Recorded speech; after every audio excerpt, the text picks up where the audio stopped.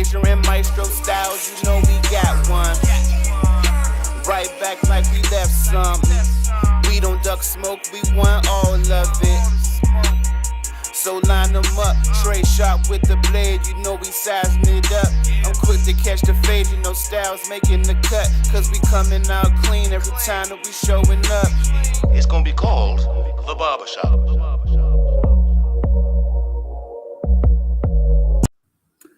What up, folks? Welcome back. It's a brand new episode of the Barbershop Sports Talk Podcast.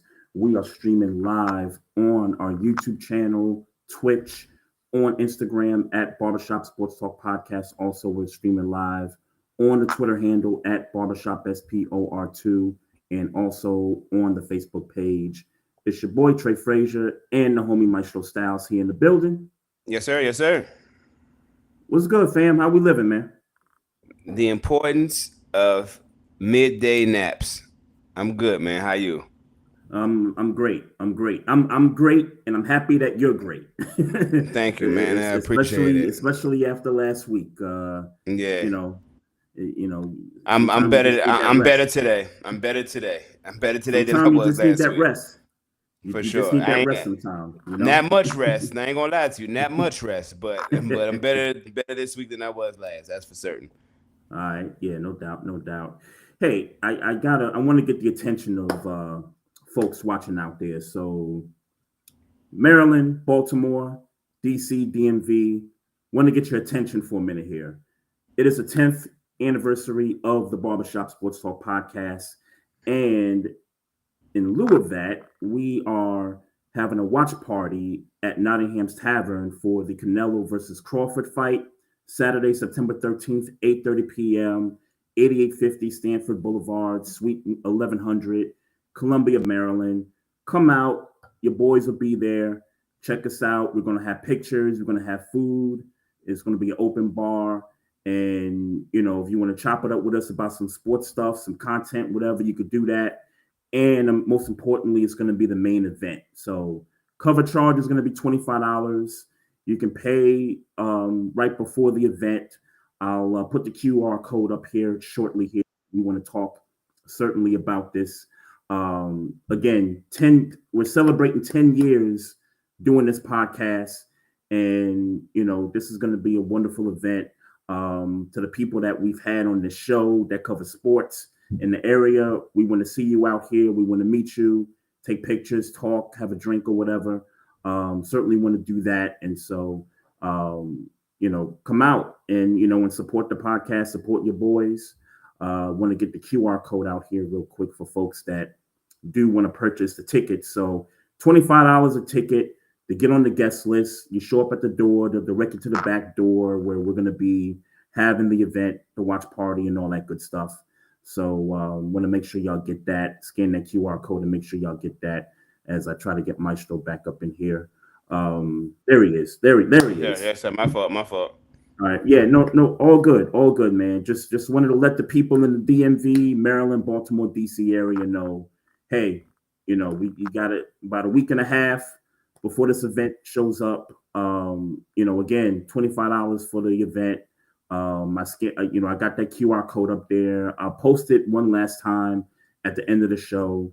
Come out, support your boys, drinks, food, the main event, some pictures, you know, some laughs and a good old time. So, you know, appreciate everybody that's been supporting us through these 10 years.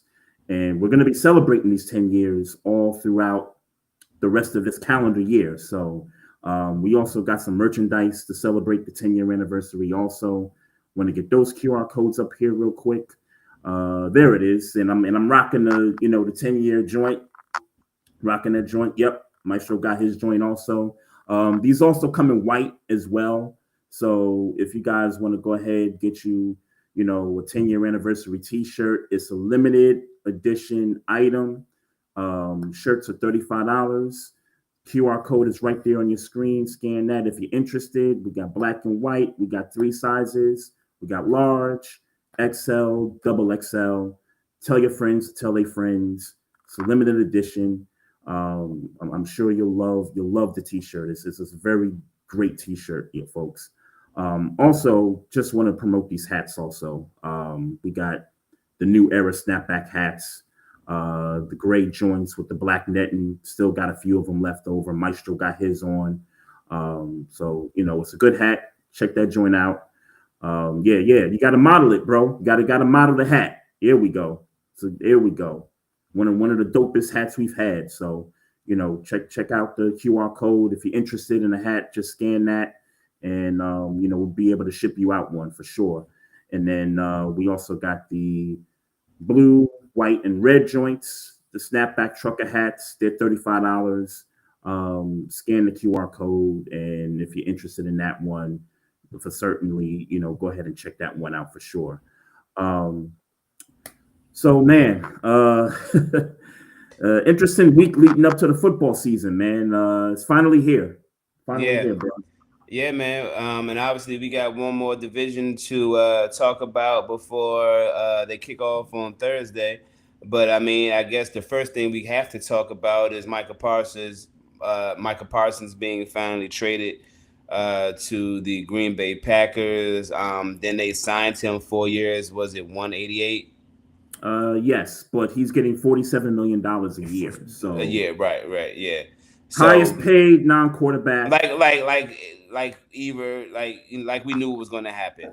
Whether it was Dallas. I mean, let's be honest. We both thought that we both didn't see this coming. I don't know if your views had changed since the last time we potted, but mine's hadn't. I mean, I walked away feeling the same way. And didn't see it coming. This was an absolute surprise. What's your thoughts on it? Yeah, I was shocked. I'm trying to remember what I was actually doing before. I know exactly what I was doing. I was having a fucked up day at work. Let's be very, very clear. I was having a fucked up day at work, and as the day was ending, my homegirl, that's a Cowboys fan, was I'm on my way out the door, and as she was walking out the door, I said, "Oh shit, Micah Parsons got traded." She kind of chuckled and walked out, but I remember where I was because I was emphatically having a fucked up day. Yeah, that's crazy. That's yeah. Crazy. Yeah, I don't remember what I was doing, but I just remember scrolling through the phone, and I think I saw Ian Rappaport's tweet first before I saw Schefter's tweet, and I was like, wow. I was like they really did it. Like they really traded this. They really traded a future Hall of Fame pass rusher. Like, well, is he a Hall of Famer right now in your mind? Or are you just saying? Yes. Oh yeah. Right now he's a Hall of Famer in your mind? Yes. Yeah. Okay. No hesitation.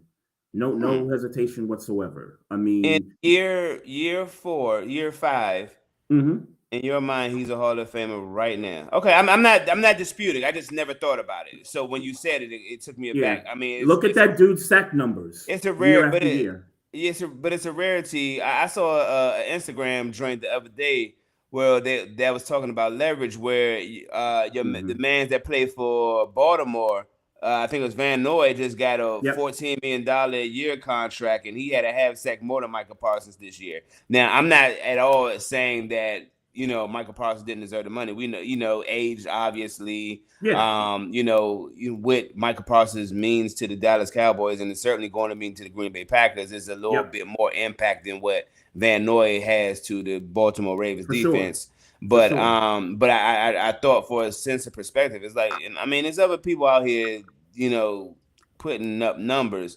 It was just interesting. But going back to the Hall of Fame conversation, I think the only person, and I won't go too deep into a rabbit hole, the only person I thought after 5 years for certain was a Hall of Famer was Patrick Mahomes. I've never thought about it with anybody else. I mean, it's just 5 years is a really early time to have a conversation about Hall of Fame careers. And obviously, assuming health in the future, that he doesn't miss significant time or that his career doesn't get. I mean, but you're saying right now he's a Hall of Famer. Right now, yes. Like the numbers, like the numbers and the trajectory. Yeah, like. So you're basing it on, are you right? But you're basing it on trajectory. Well, I'm basing it off of both. I'm basing it off of both. And what so no matter what in these 5 years. So no matter what happens. So no matter what happens, God forbid, if he never plays another snap again. Now, if his career ended God mid-season this forbid, year, God forbid, God forbid, if his career ended mid-season, then yeah, I'll have to scale that back a bit. But a bit or right now with the sack numbers that he's got right now he's averaging about 12 and a half sacks a season. Like sure. those are great numbers for No sacks. argument there. But it's been 5 years, so Right. It's just what I would say is that Oh, I'm about to lose Maestro again. Hold on, y'all. Let's get him back. That's a wild picture right there. That's a wild that's a wild picture right there. But I mean, how y'all feel? Like Micah Parsons right now, if all things said and done, he finishes out his career, 5 more years, 7 more years. I think that guy is a future Hall of Famer. I think he's a future Hall of Famer right now with the numbers that he's put up. But just as far as what I think about the trade, I'm gonna go back to it. I'm shocked. I'm really shocked that Dallas Cowboys, Jerry Jones, traded, one of the, if not the best pass rusher in all of football. It tells me a few things. Number one, the negotiations didn't go as what I guess both sides thought. I know the agent and, the absence of the agent and sometimes, him not, being there had something to do with it. But also too, I just think that this Cowboys team as a whole, just isn't ready to win. They're just not ready to be a Super Bowl contending team right now. So I'm just not really understanding. They have the money. It to me, it seems like the Cowboys have the money to pay Micah Parsons.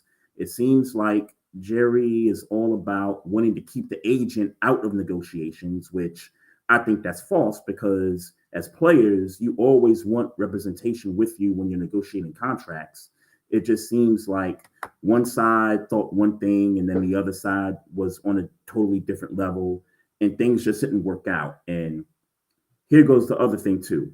It seems like after the dust settles as far as the trade goes, now all these rumors about how the Cowboys didn't like him doing the podcast weekly starting to, surface up, which he kind of knew, stuff was going to start to, get out there in the media about, what the Cowboys perceived, what they didn't like about Micah Parsons and how it didn't fit the culture of the Cowboys and things like that. I never really bought that for 1 second. I think player podcasts are good for, sports media. I really think it's good for that. So let me get hopefully Maestro gets back up on here. He's having a little bit of issues. Hopefully we get him back up on here. Here he is. Let's see. All right. Hey, we off to a good start, man. Yeah. I was getting ready to text you like, bro, what the fuck just happened? Because everything shut off over here. But wow. Yeah.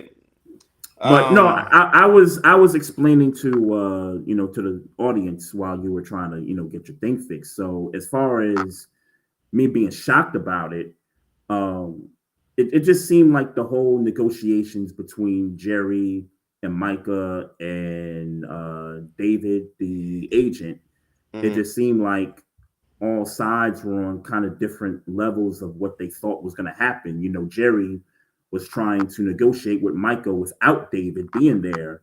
And as you know, I think it's important for players to have their representation present when negotiating contracts and deals and, of that such. So it just seemed to me like this team is just not ready to win, despite them trading for George Pickens, despite what they did in the draft. It just seemed like this team is taking sort of a reset approach. And I got a hot take as soon as I'm kind of done with how I feel about Micah Parsons in the trade. But also what I don't like is that now things are coming out about how the Cowboys didn't really like Micah doing his podcast on a weekly basis during the season. And I don't buy that really all that much. I think player podcasts are good for the, sports media. I think it's great that these players, while they're playing, can be able to talk. They talk and do all that. So I don't buy that for 1 second. I just honestly think that this is probably one of those trades where, and it's a blockbuster one in terms of who got traded, not so much the compensation the Cowboys got, but this is just one of those trades you're going to look back and you're going to be like, yo, like, this might be one of the ones where it's going to hurt the Dallas Cowboys, down the line. Now, it all depends on what they do with those number one picks, but those picks are going to be in like the 20s because Green Bay is going to be good this year. Like Green Bay to me, is going to make the playoffs and make a run. So, this is a Micah Parsons. Congratulations to Micah Parsons. Let me just say that, because this deal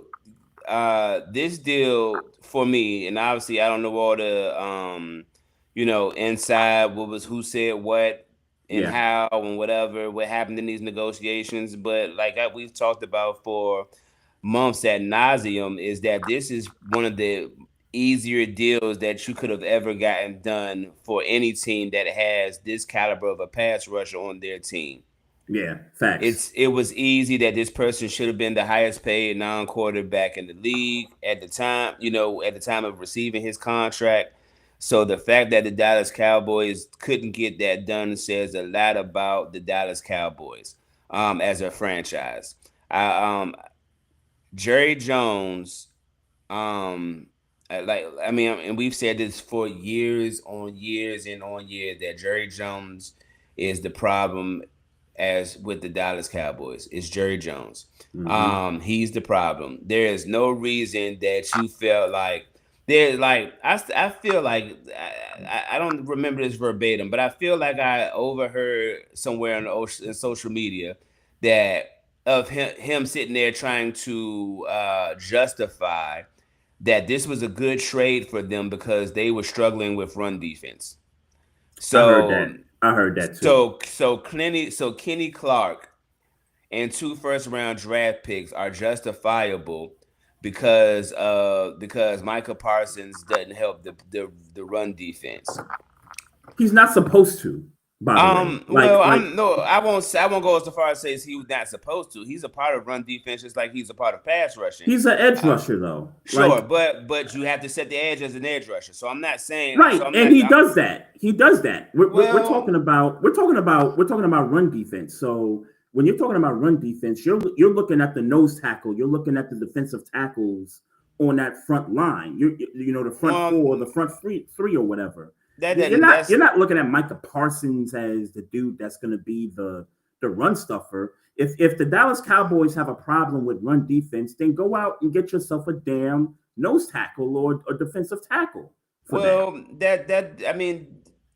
In theory, that doesn't tell the complete story, because again, yes, obviously nose tackles, the front three is important to run defense, but again, it is still Micah Parsons' job to set the edge. When they want to bounce out, Micah Parsons needs to be there. So I'm not going to go as far as to say that's not his job. That's 100% his job as a outside linebacker. But they don't get gashed because of him.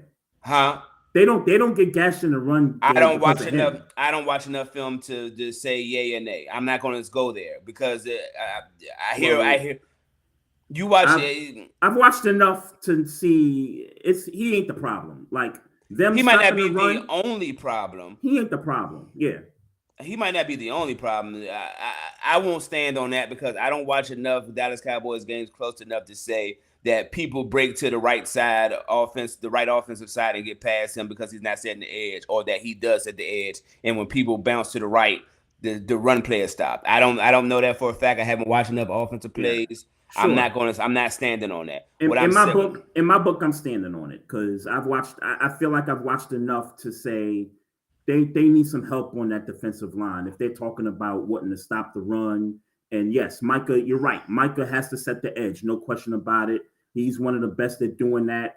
But his specialty when they get, in those, long third down situations, Micah's at his best when he does that. But I didn't mean to, sure. cut you. Go ahead. I won't. Well, if I'm going off of what you say, Mm-hmm. and I'm not, but I'm just, we're having a conversation. Yeah. But if I'm going off of what you said, then this trade makes sense. Kenny Clark, while having I think it was an injury, more so of an injury year last year. Yeah. But career wise, has been known as one of the better run stuffing nose tackles in the league. So, and if I'm taking you at your word, then this trade makes more sense to you than it does to me, because they went and got it. They went and addressed what the issue was. So I guess my question is do you? I mean, and I'm asking you, but I know the answer. Go ahead. You know this is a bad trade, even though they've addressed a need. It's a bad trade to me because they didn't get enough compensation. Not so much that they addressed one area of the defense while taking a risk at losing a player in another part of the defense. For me, it's not a good trade because I don't think 2 firsts and a player is enough for the equity of the caliber of a Micah Parsons. I just, in my opinion, I just don't think that that's enough compensation. Okay, so it's compensation for you and not necessarily addressing. So yeah. Okay. Well, I think it's a bad trade for all the reasons. This is a game-changing edge rusher. We're not just talking about a good edge rusher. Like, not to go back to the Cal Van Noy conversation. Cal Van Noy is a good pass rusher, but he ain't Micah Parsons. You know what I'm saying? Like, absolutely, he ain't Micah Parsons. Mm-hmm. So it's like you don't get rid of that generational talent, and you don't get rid of that generational talent and think you're just going to put some random pass rusher in and get what he brings to the table. This was. I mean, you've heard it all over the world. If you watch ESPN's and all, the 4-letter TV, this was personal. Like I heard you say that, you don't buy that they had an issue with him doing the podcast. I think Jerry Jones did have an issue with him doing the podcast. Not necessarily because he was doing a podcast, but Micah Parsons went on his podcast and would give it up. When he had issues with the team, he would give it up. Okay. You know what I'm saying? And when you speak against your organization, obviously owner and GM takes issue with you speaking against him in such a manner. So I think he does have a problem with the podcast. Now, again, not necessarily because he started a podcast, but because he went on his podcast and attempted because to of the contents of what was said. Okay, I got you. I got you, because I was just going to say that him having this podcast gives the Cowboys more exposure than, because Jerry will do anything and everything to make sure that people are talking about the Cowboys. But he wants to control the exposure, and Micah Parsons did not allow him to control the exposure. Yeah.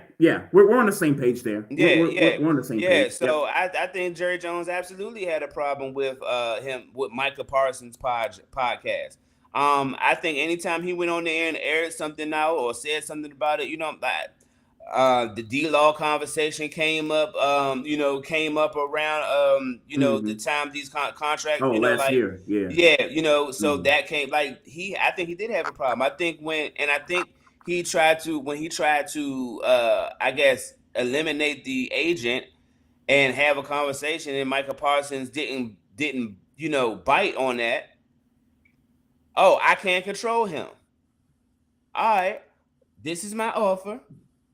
If you don't rock with it, cool. We trading you. We trading you. When you listen to Jerry Jones talk about it, and in interviews, he was confident that this is just what he does. This is but we're gonna get the deal done, and that's things that normal you would say if you're being asked a question. But I think he genuinely felt like he had this situation under control, and when he realized he didn't, he said, "Oh, well, let me go find some compensation for him." And cutting the nose to spite his face. Sure. But that's what some other owners in the league do. So and then he even had the arrogance to come out and say, because I agree with you on your point. That's not enough conversation. He even had the arrogance to come out and say that this was a justifiable deal because you got Kenny Clark and 2 first-round draft picks. Let's be clear about, and you said it, the Green Bay Packers are going to be good this year. The Green Bay Packers with that type of talent, if he locks into the defensive system, can this team go to the Super Bowl? You know what I'm thinking about? I'm thinking about, and obviously it's 2 different positions, but think about what the Giants did letting Saquon go to the Eagles, and the impact that Saquon had on the Eagles getting to the Super Bowl and winning the Super Bowl. Micah Parsons potentially on the defensive side can do that for the Green Bay Packers. Absolutely. So and now he got a battery in his back. And now we got a battery in his back. And then let's be clear, Dallas Cowboys. If you had that team at a 9-win team, 10-win team, you can go ahead and take 3-4 losses off that. Take the under. Yeah, you can go ahead. You can go ahead and anticipate a 6-7 win season now without Micah Parsons. If that's where you stood, that offense is worse, way worse than it was before this trade happened. And Kenny Clark ain't gonna be able to save it if he had a All-Pro year. He's not gonna be able to save it by himself. Yeah, no. Then they took it upon themselves to give DeRon Bland an extension. Shout out to DeRon Bland, congratulations on the extension. But if you're a Dallas fan, it has to rub you the wrong way. It has to rub you the wrong way that you felt like right off of the Micah Parsons trade. All right, let's give DeRon Bland, I think it was like $92 million. Over 3 or 4 years or something like that, I think it was. Yeah. Like that's who you signed. Yeah. Your defense just lost the best pass rusher it has had in years. Shout out to DeMarcus Ware. Shout out to to Lawrence. Shout out, like they've had good pass rushers. But I think we're all. I mean, I ain't gonna put him above DeMarcus Ware yet. That's crazy, but. But we certainly understand that he has the potential, because you already calling him a Hall of Famer.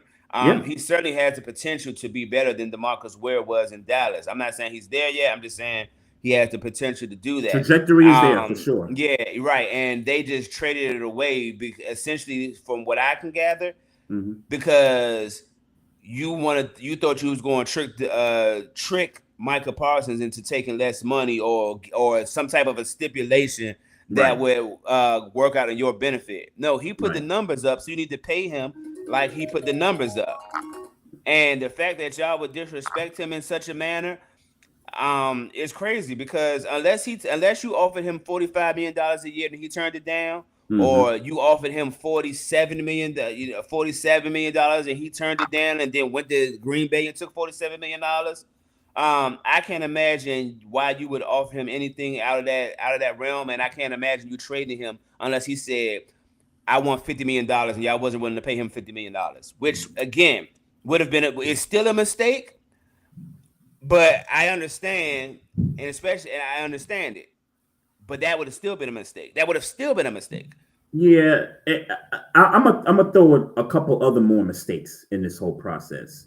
So. You're Jerry Jones, you come out after the fact and say, yeah, we had plans to trade Micah. Like we had a plan of trading Micah, months ago. So it's like, wait, so if you had a plan months ago, then why are you trying to sign him? You're a liar. Well, not just that. But if you were really, really about that life, why not trade him when you said you had the plan to do so? Because I can guarantee you more teams than the Green Bay Packers would have been on the phone with you saying, hey, I got 3 first instead of 2 first. Shit, I got 5. Yeah, right. Like why are you like, accepting crumbs, and I'm not calling two first crumbs. I'm just saying in comparison. It's relative. We know what we're talking about. That's crumbs. Yeah, The Jacksonville Jaguars would have given the Dallas Cowboys Josh Allen and 4 first-round draft picks, and that would have made way more sense than this. Right. And my other problem with this, if you're the Cowboys, why that team? It's not division rival, but they in your conference. They're one of the best teams in the NFC. They whoop y'all every time it matter. And they beat y'all ass every chance they get. Go back a couple years in the playoffs. Why that team? Like, why not trade them to the Saints? Because the Saints would have gave you 5 firsts. The Panthers would have gave you 4 firsts. Or in the AFC, why not trade him to the AFC where you ain't got to see this dude? Now you got to see this dude 4 weeks into the season. Week 4, Sunday night, you got to see this dude. And we already know what's going to happen. We already know what's going to happen, bro. Well, you damn sure know one place you're not going to have to see him, and that's the playoffs. Yeah. Hold that. Well, yeah. Hold that. Yeah, forget that. If you Dallas, you can kiss those dreams. You can go ahead and wrap that up. You can go ahead and wrap that playoffs. Again, 9 win seasons, maybe 10 wins, and sneak into the playoffs. Yep. Yeah, you go ahead and cancel that. That's done this year. Yep. So for Green Bay, top 3 team in the NFC with this move. Top 3. Who's your top 3? Well, before the trade, it was for me.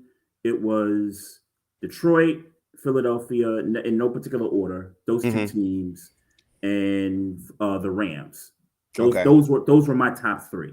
Okay, they're better than the Rams right now. Right now, yeah, I would agree. I would agree. I'm not gonna go. I won't go as far as to say they're better than Detroit right now, but I feel that way. But I won't go as far as to say it. Give them a chance to, work. Aiden Hutchinson coming back. Let's give them an opportunity to kind of work their situation out. Defense, they're getting those guys back from injury, right? But they also don't have no coordinator. I mean, they got new coordinators, so I mean, so. I'm not gonna abandon ship on the Detroit right now. So I'm comfortable leaving the Packers at number 3. Yep. But in my heart of hearts right now, I feel like Green Bay is going to be better than Detroit this year. Mm-hmm. And I would throw this argument in here too. And look, the Eagles are the champions until somebody knocks them off. But Green Bay can compete with the Eagles. They did it a couple of times last season. They did it in the opener in Brazil, and then they did it in the playoff game. If Jordan Love can just kind of get those, and I don't want to call it jitters out the way, but just get the turnovers. Like, you can't turn the ball over. If you could get a Jordan Love that, is not gonna, be careless with the football, and you got Micah Parsons on your defense, that could be a game changer between the Eagles and the Packers getting to a Super Bowl. It could be the difference in doing that. So, and that's not to say I'm putting Green Bay over the Eagles. That's not to say that. Yeah, I'm saying that I think right now this Green Bay Packers team, is a true Super Bowl contender in the NFC. We agree. I will confidently say that. I 100%. I don't think that. I think that's reasonable, but like most teams in the NFL, as the quarterback goes, so will the Green Bay Packers, and Micah Parsons won't be able to change that. But like you said, if Jordan Love can play clean for the most part, and if it comes down to a defensive possession against the Philadelphia Eagles, I would be interested to see that situation where it's Micah Parsons in that Green Bay defensive line against Philadelphia and that offensive line, which is one of the better offensive lines in the league. I would love to see that situation, to see how it pans out. Chess match for sure. Yeah, I would love to see it. One possession for the game. Yep. That's grade A. That's top notch creme de la creme football. Could go either way. Again, I'm still gonna get the heirs to the Philadelphia Eagles, but of course. If the Green Bay Packers can get themselves in that situation, it is anybody's game in that situation. Yep. Yeah, for sure. Yep. So they can compete. They are legitimate Super Bowl contenders. That's a fact. Yep, for sure. Big shout out Pays and Plays podcast. What up, Pays and Plays? What up, boy? For tuning in for sure. I know he's excited for sure. Yeah. He's got to be excited that he's got a team that could potentially win a championship. Yeah. This coming season. So not a lot of teams can say that. Not a lot of teams can get a player of that caliber where your team is already like playoff contention, and then you add him to that mix. Man. That's crazy. Yeah, that's crazy. That's crazy. That's a wild thing, man. They were showing a clip of when Jordan Love was doing a podcast. It was some kind of exhibition in the offseason, early in the offseason, and Jordan Love actually mentioned to Micah, who was sitting cross-eyed from him, "Hey, man, what if we saw Micah Parsons in a Green Bay uniform?" And the crowd is like, "Ooh," kind of trying to hype it up and stuff. And it's almost as if like that was manifested months ago, and here we are. Here we are in this situation. So, but shout out to Micah Parsons, highest paid non-quarterback, and deservedly so. Based on the market. TJ got his money, Myles Garrett got his money, Max Crosby got his money, Trey Hendrickson, even though it's a 1-year deal, he's getting $30 million a year. But Micah Parsons, to get that money and to kind of set that. So it's like, who's next? Like Aiden Hutchinson is kind of like the next guy, right? Like I wouldn't be concerned about that right now. I think the important people are out of the way right now. Sure. Next year's free off. It could get reset for sure. It's possible. I can't imagine Aiden Hutchinson resetting these and things like that. But you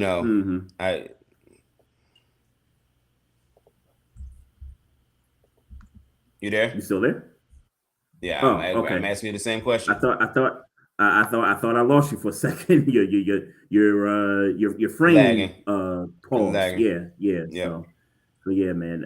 Hey, so but before we get into the AFC East stuff, so did you happen to get the story on Ray Lewis versus Shannon Sharpe and that whole back and forth? No, not the whole thing. I just know that he's disappointed with the way Ray Lewis is disappointed with the way Shannon Sharpe is been representing him or holding it down with media and all that. He don't really talk to him no more. I didn't read or see a video or read an article, but I got the cliff notes, I guess.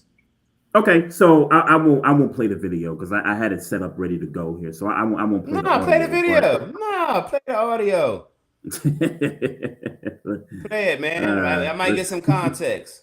All right, let's see here if I can work this thing out here real quick.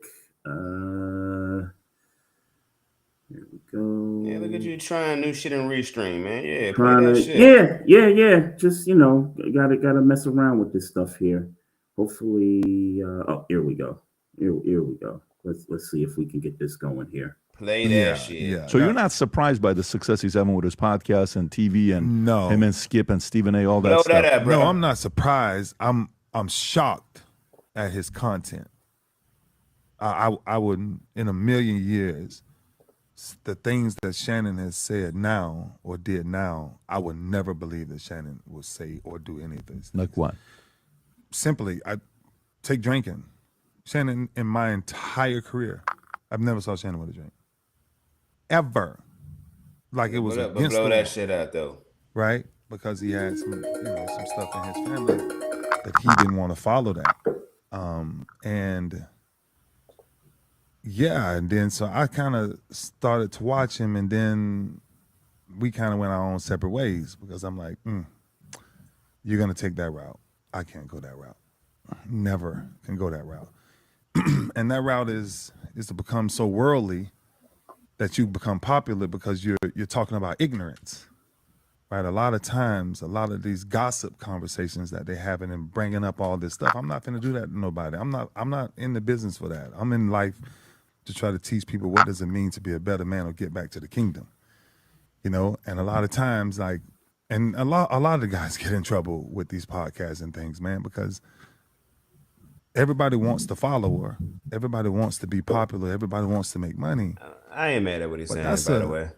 That's a tight. Me neither. It's a tight rope. Yeah. I'm just talking through the audio in case we get flagged for it. Yeah. I ain't mad at that. Yeah, no, I'm not. I'm not either. What I'll say is, he's absolutely right. You know, gossip is not the best. You know, like, all right, like I get it. Mm-hmm. That's not I don't know nothing about Shannon Sharpe and who he was before. Before the fame, obviously. But if Ray Lewis, who played with him and says that's not the guy he was, I do believe Ray Lewis. He probably wasn't that guy.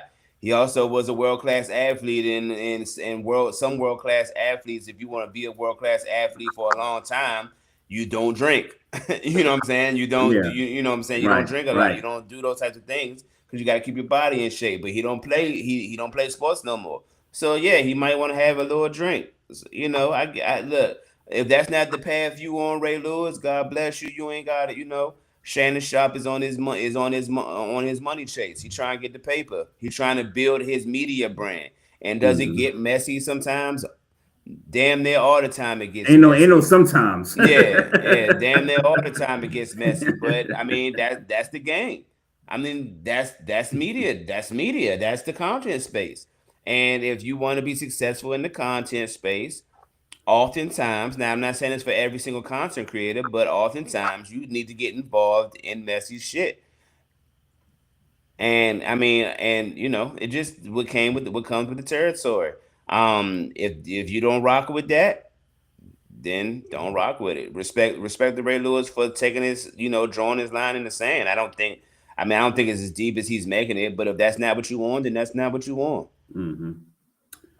So, as a Ravens fan, I have not been a fan of Ray Lewis post playing career. His retirement has, been, I don't want to say it's been shaky, but I haven't really been a fan of his moves since he's left the game. If you go back to when the whole Kaepernick thing took place, where I was trying to remember what pissed me off about Ray Lewis. It was probably the Kaepernick thing. It was the Kaepernick stuff where they had a game in London against Jacksonville. We got our ass whooped, and right before the start of the game, instead of taking one knee, this dude takes two knees. After he previously said a lot of stuff about his uncles and some people in his family. Was in the military, and he said that he would never kneel for the flag and all this stuff like that. And then he just did like a 180 while the Ravens were in London, pre-game, and took both knees. Like, dude. Well, I don't remember what your take was from that, him to taking two knees, but I mean, I can, just based on listening to you say it again, I can pretty much tell you what my stance was, and if we went back in time and looked at the tapes, it would probably be the same thing I'm saying today. Yeah. I interpreted him taking two knees. That was him. He said he was praying. He was praying to his white God, and that's the way I took it. And I don't mean God like Right. Yeah. I'm talking about America.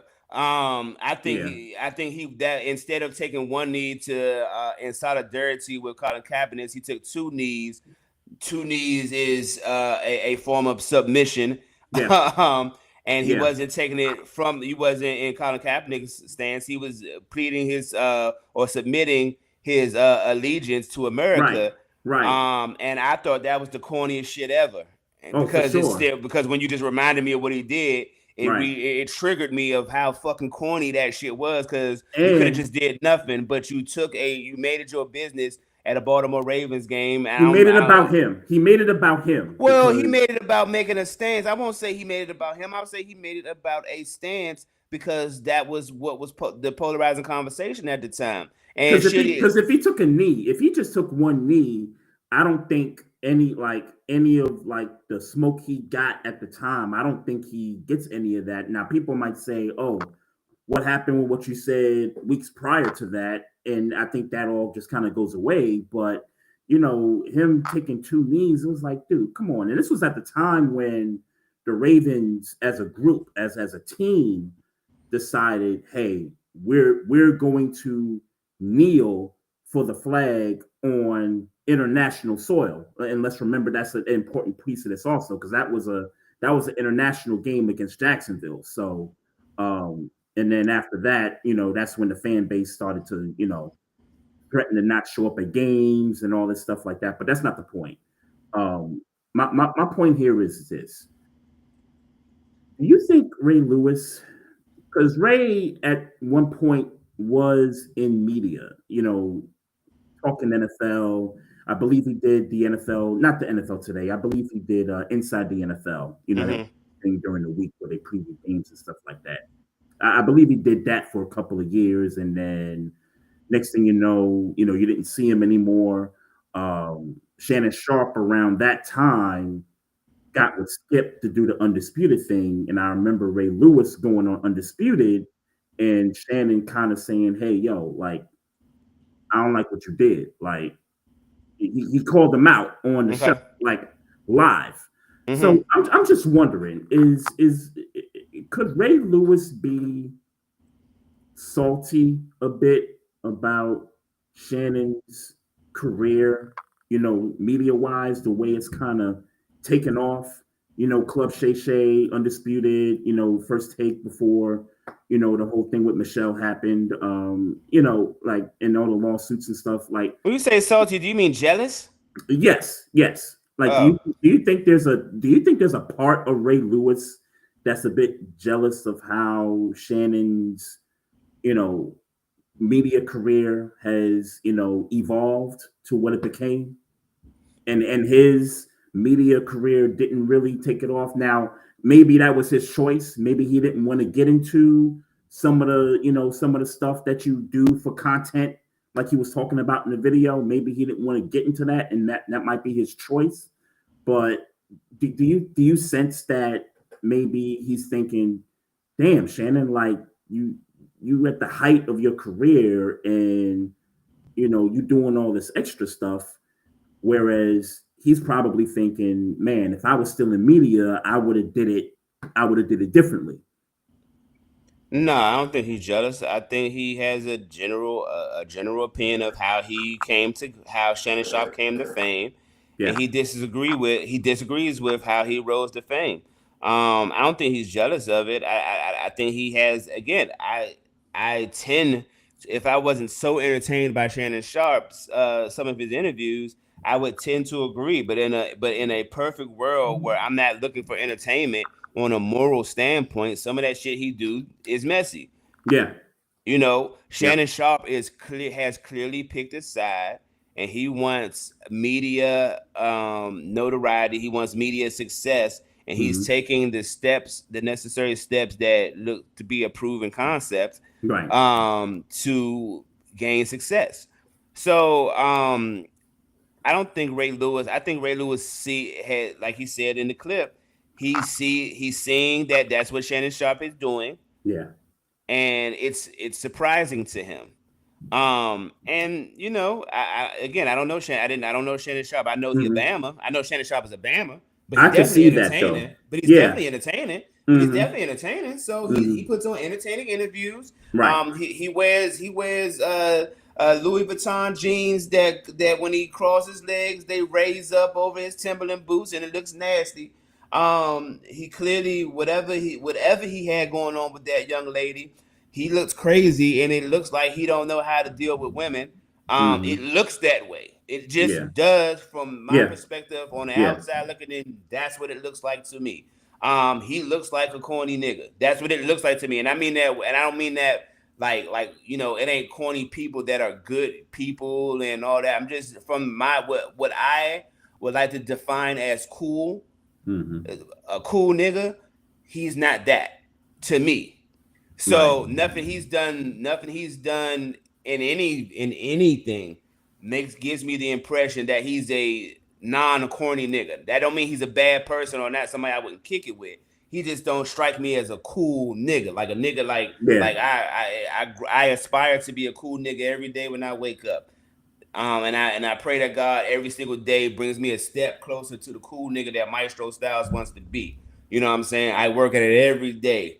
You know what I'm saying? But that how I define cool and how he defines cool might be two different things. Right. And you know what I'm saying? So Ray Lewis ain't jealous. I don't think Ray Lewis is jealous. I just think he sees some shit he don't like. He was asked and he said he don't like it. And that's okay. That's okay. When a nigga do some shit I don't care for, I have a choice. Right. And when a nigga do something that you normally hadn't seen from him in the past, and I could respect Ray's perspective because they were on the same team. Yeah. You know, and they had a relationship. Right. And when Ray was going through his legal stuff, Shannon was there for him. Like Shannon was, you know, like that big brother you know, mentor to him when he was going through all that stuff. So I mean, the fact of the matter is that Ray Lewis is who he is at this stage in his life, and Shannon Sharpe is who he is at this stage in his life, and these two mantras, if you will, don't line up. And if they don't line up, then I see you when I see you. Like we don't need to kick it. We don't need to kick it to be. We don't need to kick it to be cool with each other or be cordial with each other.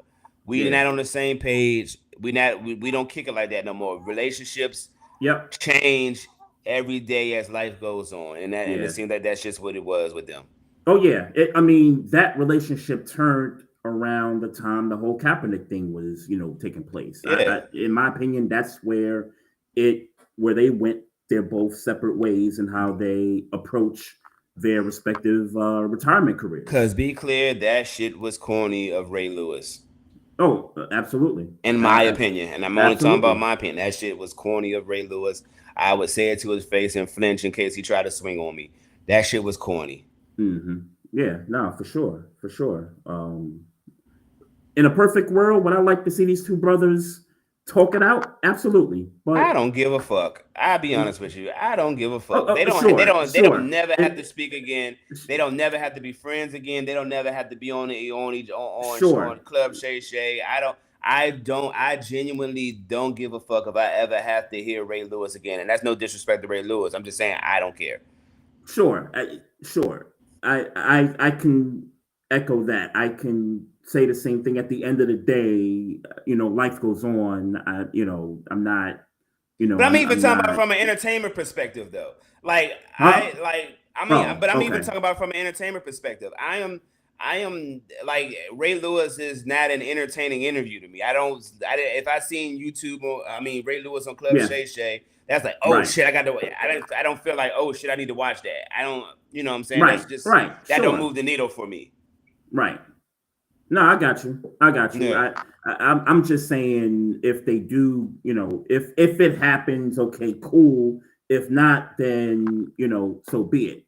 You know, nobody's, you know, gonna cry over spilled milk over a relationship. So, you know. All right, man. AFC East, man. I don't really have much to really say about this division. We know whose division this is. Let's go ahead and wrap this up and go home early. Let's go ahead and wrap this up and go home early. Yeah, because I got a Buffalo Bills podcast to jump on after this. So say less. So look, it's the Buffalo Bills #1 in this division.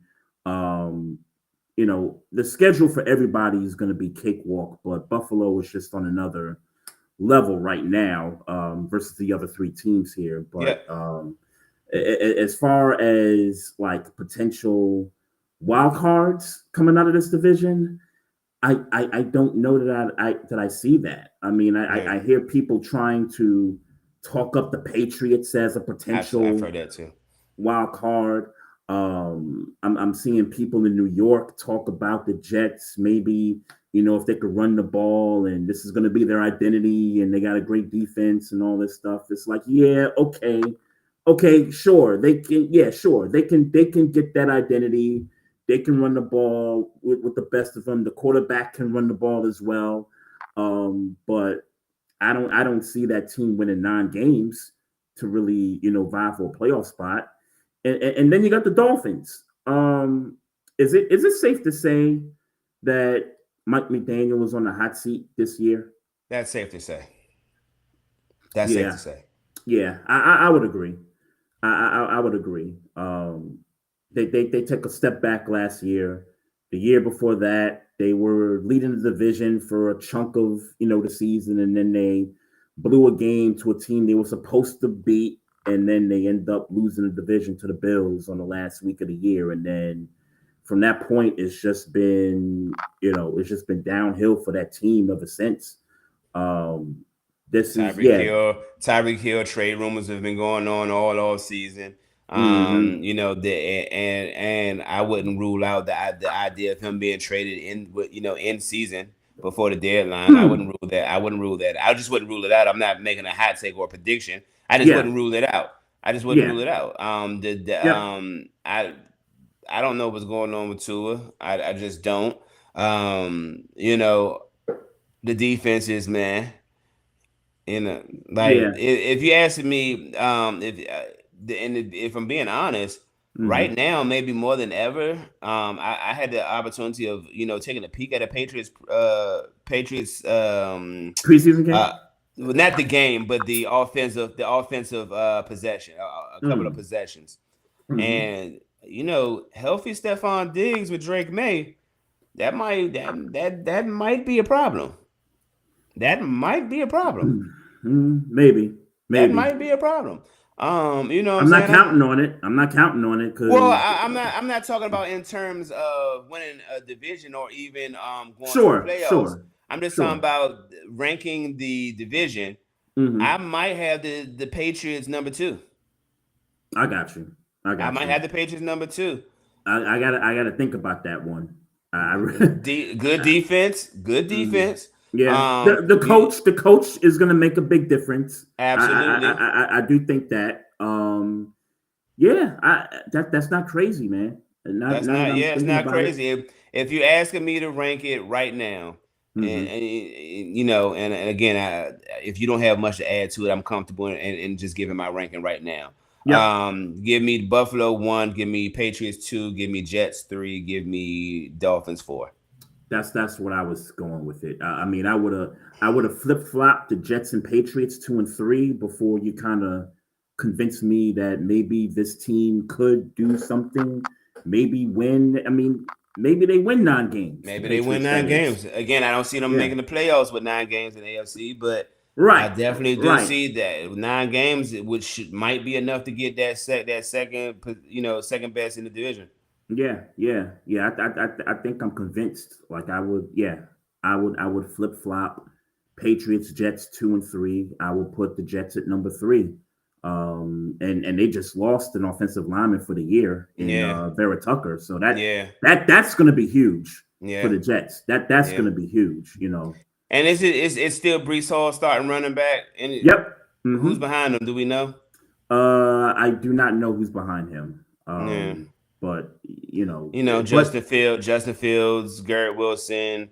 Right. It's just that. And again, I can't even think about who their second wide receiver is. Like this offense, while Garrett Wilson, one of the better receivers in the league, and Justin Fields on the come up. You know what I'm saying? I just don't know that this team is going to put it all together. He's going to be running a lot. Exactly. Justin Fields. Exactly. He's going to be running a lot. And more than that, they're probably going to be calling plays for him to run, kind of like what Pittsburgh was doing. Yeah, right. So I'm watching a couple of preseason games. I watched some of the Jets highlights, and I'm not saying it's a trust issue, but it don't seem like they want that nigga to throw the ball. Like on certain downs, dog. I'm gonna tell you, if you rewind the tape on what I was saying about Justin Fields, his issue in Pittsburgh is that he just won't let the ball go. He won't let it go, and I feel like if he would have just let that ball go 2 or 3 times more per game, we wouldn't have even had to deal with Russell Wilson. We wouldn't have even had to deal with Russell Wilson in the second half. And I'm not shading Russell Wilson because he got us some games and played a couple of good games. But we wouldn't have been talking about him. We would have been talking about Justin Fields. He would have put together more than 6 games if he would have just let the ball go more in them 6 games. Throw the ball. If you see it, throw it. Trust your instinct and throw the ball. But you can tell, or let me say I can tell, my estimation of his game in them 6 games was he didn't turn the ball over, which was good, but he never took risk. Yeah. I think, never took any risk. He never stretched the field. Yeah. I think it really just kind of comes down to that. It just, for me, it's particularly those throws over the middle of the field. Like, Yeah. I've seen a lot of his outside throws. He can throw the ball outside. Like, he's got some good outside throws, but over the middle of the field, it's just like, yo, like, you gotta let that thing rip, bro. Like, and I don't know. And look, the Jets, I mean, far from me to take the Jets seriously as far as them, seeing something and knowing what they're doing and what they're talking about. But it just seems like they not trying to let this dude throw as much this season. So I don't know if it's they not letting him or he just not throwing the ball or not capable. Yeah. He's just not that they're like he see it's there. They draw the play. It's there, and he'll run as opposed to throwing the ball. You know what I'm saying? Like like Braylon Allen. Okay, I don't even know who that is to be honest with you. Is this that dude's second year? Because I've seen that name around. I just don't know if this dude. I don't know who that is.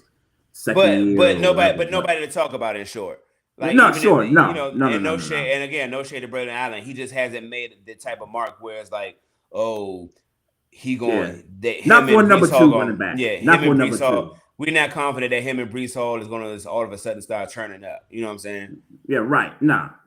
He's got to show me to make me a believer. Right. Yeah. No, for sure. It's do or die for McDaniels. Yep, we already talked about 100%. That with Miami. So yeah, man. Jets week 1 against your Steelers, Buffalo week 1 against my Ravens, man. Yeah. So, but shit, should we be doing picks right now? Oh, absolutely. We should be. We should be doing picks, right? Yeah. Absolutely. Come on, man. It's Sunday, man. Actually, tomorrow. It's tomorrow. Yeah. Tomorrow. Yeah. That's a fact. Yeah. I don't even know how much of the game I'm gonna get to watch because I've been doing, I've been moving. But yeah, man. Like shit, football is fucking tomorrow. Yeah. Absolutely, man. Absolutely. So. Yeah, let's start with these games, man. And they're gonna lift them banners up in Philly tomorrow. Ain't no Micah Parsons here. We know that's an ass whipping. Ass whipping. Ass whipping. On its surface, it's an ass whipping, but I would not be shocked if this was a 1-score game. Sure. Division rivals, man. Cowboys, Eagles. These games always. But can I say, even if it's a 1-score game, it's going to be definitive who was winning this game the entire time. Yeah. That's my thought. Yeah. It's going to be ass whooping. Yeah. The Cowboys are going to be playing catch up. Yeah.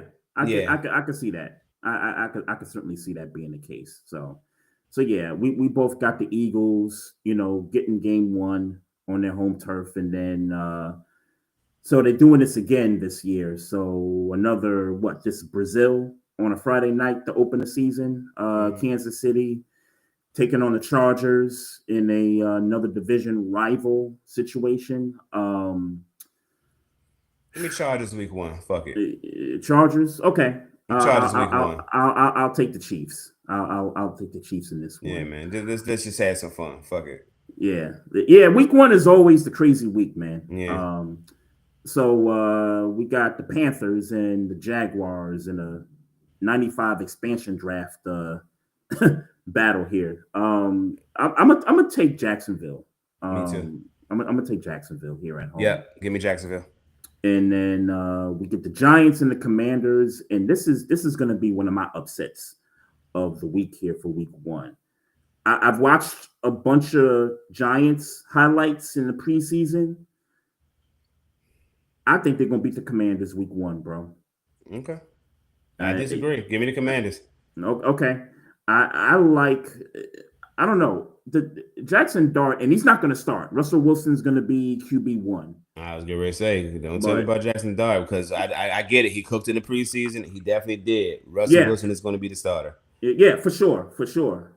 But I mean, even when the other guys was in there, like when Jameis was in there, and Jameis gonna throw you picks and whatnot, but these guys can still throw the ball. Russell can still throw the ball. So, in that defense, and I think that's probably going to be the unit of the Giants. That's going to be the strength of the team moving forward.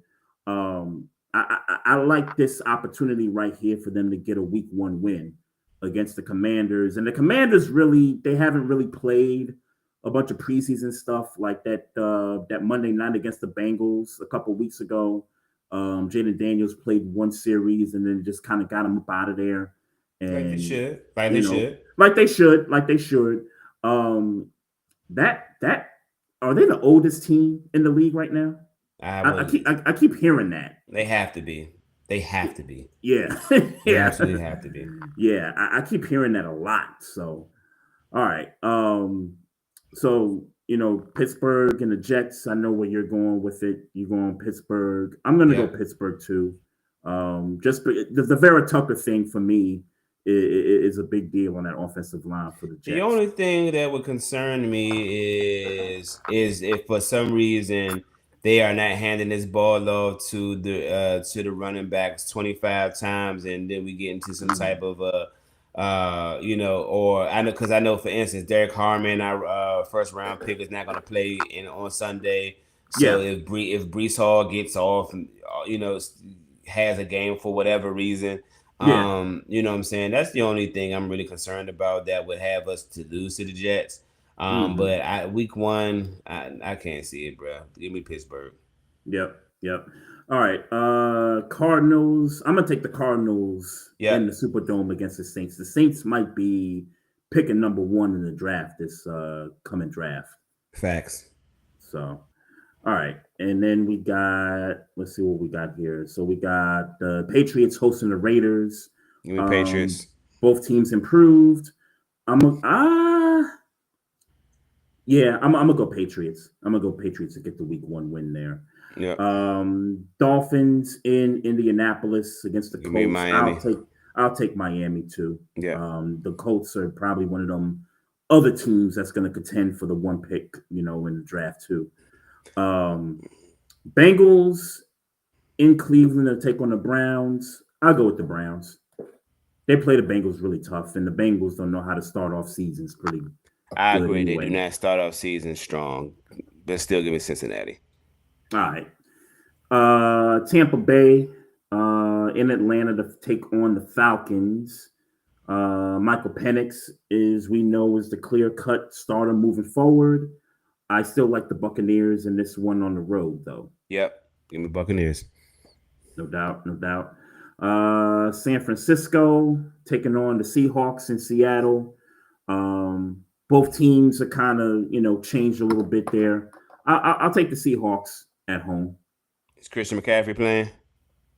That's a good question. I have no idea. Okay. No idea. Give me San Fran. Okay. All right. That's a bet.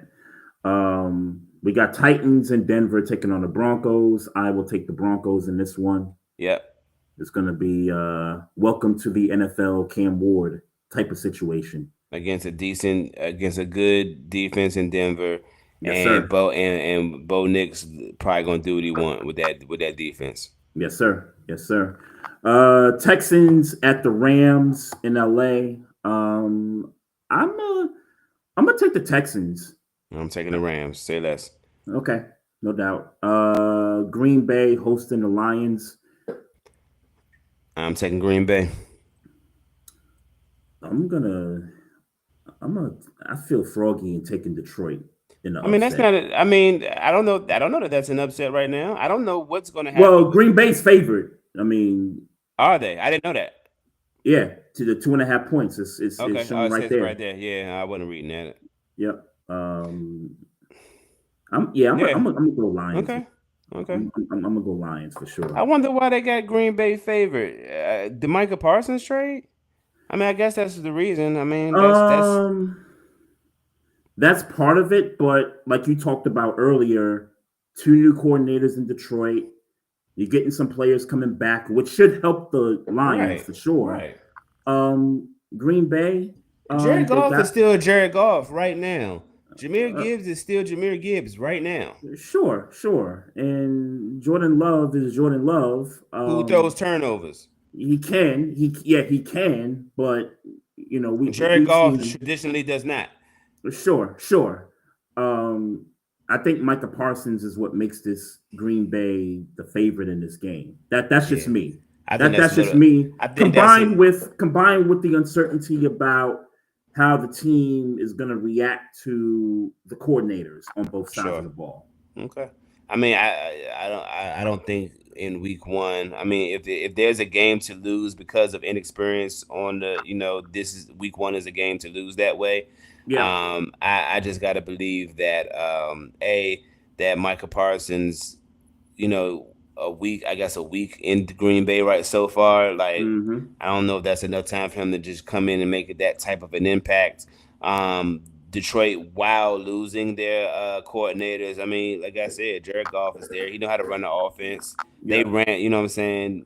They got enough. They got enough parts. This Detroit team has been a good team for a few years. I think they can get past Green Bay in week 1, and their losing wouldn't be because they weren't prepared with coordinators. I'd like to think. Let me say it. I like to think. Right.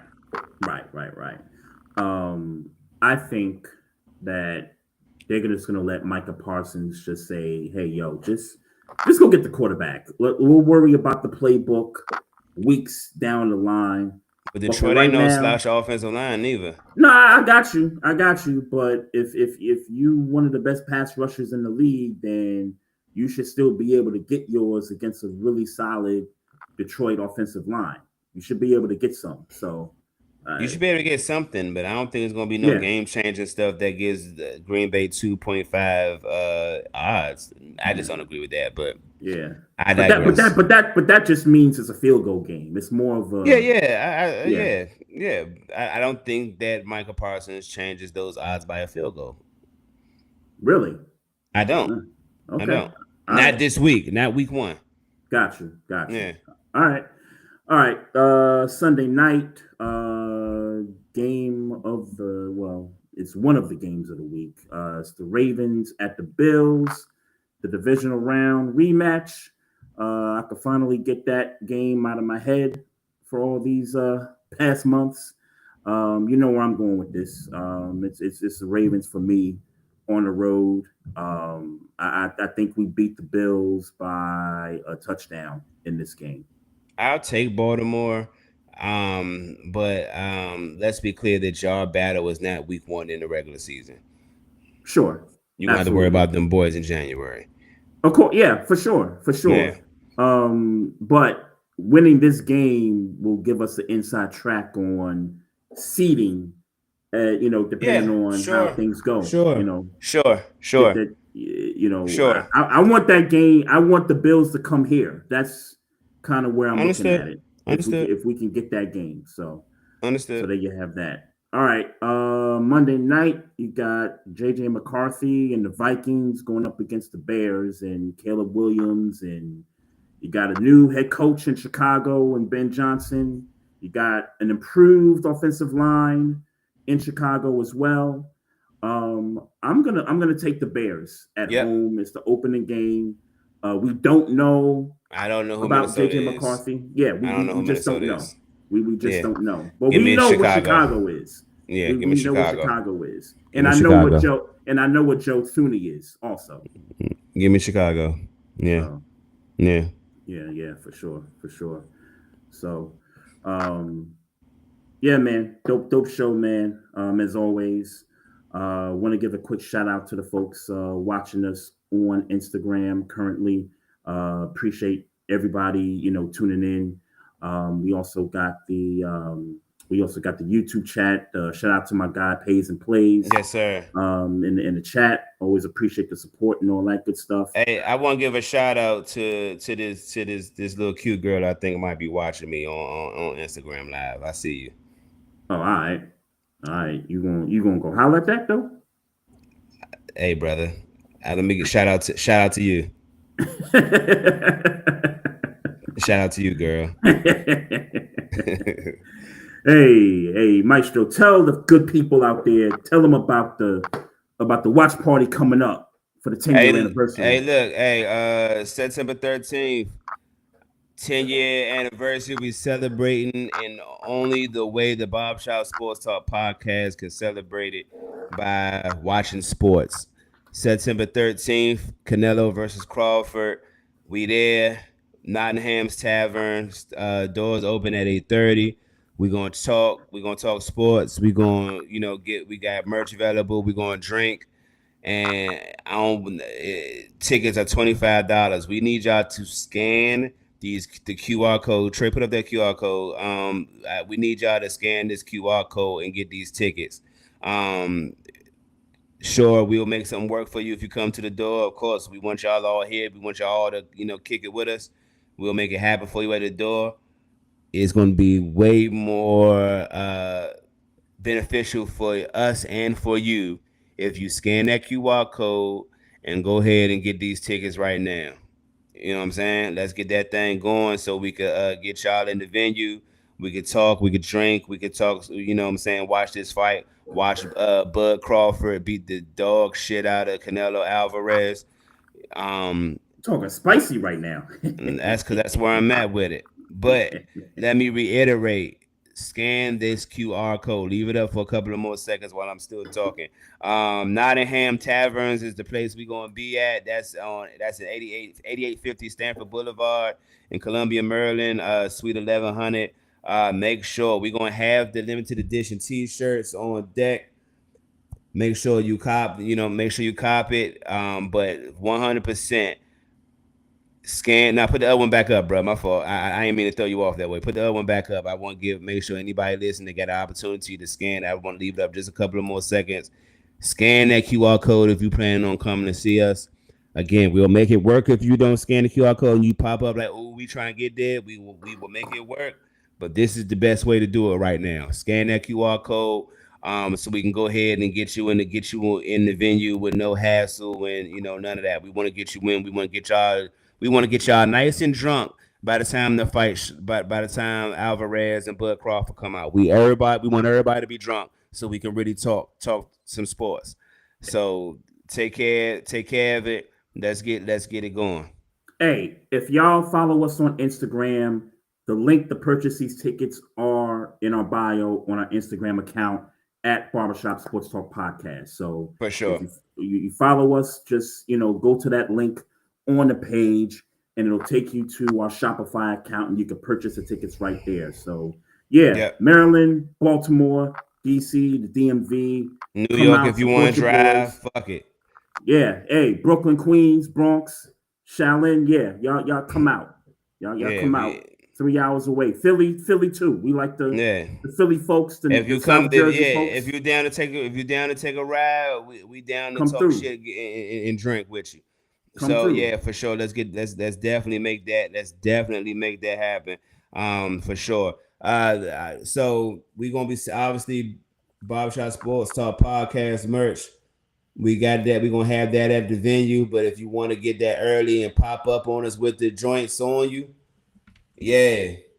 scan that, get that thing going. If you come to the venue with the shirt, you gotta skip the line for the photos or something. If you show up to the venue with the shirt, you good with me. I might first shot might be on me if you come to the venue with the shirt. That's next level. Straight. That's next level. That's next level support right there, and we appreciate it. But one way or the other, we'll have these shirts. Scan the QR code if you want to get these limited edition 10-year anniversary shirts. Once we sell out, we're not getting any more, so you will be a part of that. Maybe 24 people who will have the shirt. So make sure you get it. Make sure you scan the QR code, or make sure when you pull up on us that you come get the merch. This is limited edition. Once we sell out, we're not bringing them back. It's only 1 10-year anniversary. We want to make it exclusive to the people who want it to be exclusive. We want it to be exclusive too. So it's available for a limited time. Go ahead and get that. Go ahead and get that for sure. No doubt. Also, just want to shout out the good folks over in New Era. We got these New Era snapback hats. They got the gray with the black netting on them. You got the model over there sporting the hat right there. They some good hats, y'all. Some good snapback hats. Copy a pair or two. They're $40. Just scan the QR code if you're watching. They're also in a link on our Instagram page also. So make sure. And if you already got the hats, I know some of y'all already got the hats. Make sure you come out with the hat. Come out with the hat. I like that. Come out with the hat. We might got a shot for you. No doubt. As a matter of fact, if you wear Barbershop Sports Talk Podcast merch, we might got shots for you. Absolutely. No doubt. Also want to showcase the blue, white, and red joint also. $35. Some good hats as well.